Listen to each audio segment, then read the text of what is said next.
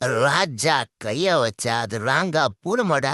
Steve Smith கேப்டன்சில Australia தோத்துருமாடா. Cummins அசிலூட் இல்லாமலே 2 நாள் இங்கிலாந்தோட கதையை முடிச்சு விட்டுருக்காங்க. நம்ம கங்காரு பாய்ஸ் 40 ரன் லீடோட செகண்ட் இன்னிங்ஸ் ஸ்டார்ட் பண்ணாங்க இங்கிலாந்து. திரும்பவும் ஃபர்ஸ்ட் ஓவர்லயே சொருகி டப்ல ஸ்டார்க்கு. ஃபர்ஸ்ட் இன்னிங்ஸ்ல ஸ்டோக்ஸோட போல்ட கழட்டினாப்ல, இந்த இன்னிங்ஸ்ல ரூட்டோட போல்ட கழட்டிட்டாப்ல. செகண்ட் இன்னிங்ஸ்ல 3 விக்கெட், மொத்தமா இந்த டெஸ்ட் மேட்ச்ல 10 விக்கெட். ஸ்டார்க்க ஒரு புயலால தொடர்புலவா பெண்ட கேட்ட ஹோலி போப்போ ஒரு சின்னதா பார்ட்னர்ஷிப் போட்டாங்க. அது பொருட்களை இந்த ஸ்காட் போலானுக்கு அடுத்தடுத்து 3 விக்கெட்டை கலட்டி கேமையே திருப்பி விட்டாப்ல. ஃபர்ஸ்ட் இன்னிங்ஸ்ல அடி வாங்கி போட மாதிரி இருந்தாப்ல. இந்த இன்னிங்ஸ்ல கதையே வேற. அப்புறம் பிரெண்டன் டாகட் தலைவனோட பங்குக்கு தலைவனு 3 விக்கெட்ல கழட்டிட்டான். மொத்தமா இங்கிலாந்து 164 ரன் அடிச்சு ஆஸ்திரேலியாவுக்கு 205 ரன் டார்கெட்டை கொடுத்தாங்க. சரி, இங்கிலாந்து தான் பவுலிங் பங்கமா போடுறாங்களே, எப்படி சுத்திடுவாங்கன்னு பார்த்தா அந்த சீனே இங்க இல்லைன்னு உள்ள வந்தாப்புல drive set.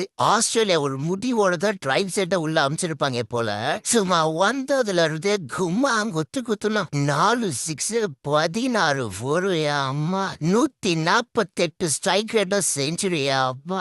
Last match middle ஆர்டர்ல வந்தவன மிருகமா மாத்தி ஓப்பனிங் அனுப்பிட்டு இருக்காப்புல ஸ்டீவ் ஸ்மித். அப்புறம் மானஸ் லாபிஷைனோட பங்குக்கு ஒரு 50. என்னதான் ஆஷஸ் 2 நாள்ல முடிஞ்சாலும் தரமான கேம். தயவு செஞ்சு never ever underestimate kangaroo boy. ஜெயிக்கிறதுக்காகவே பிறந்தவனுங்க. அதான் வீடியோ ஃபுல்லா பாத்துட்டீங்களா? அப்படியே சப்ஸ்கிரைபும் பண்ணிட்டு போங்கடா.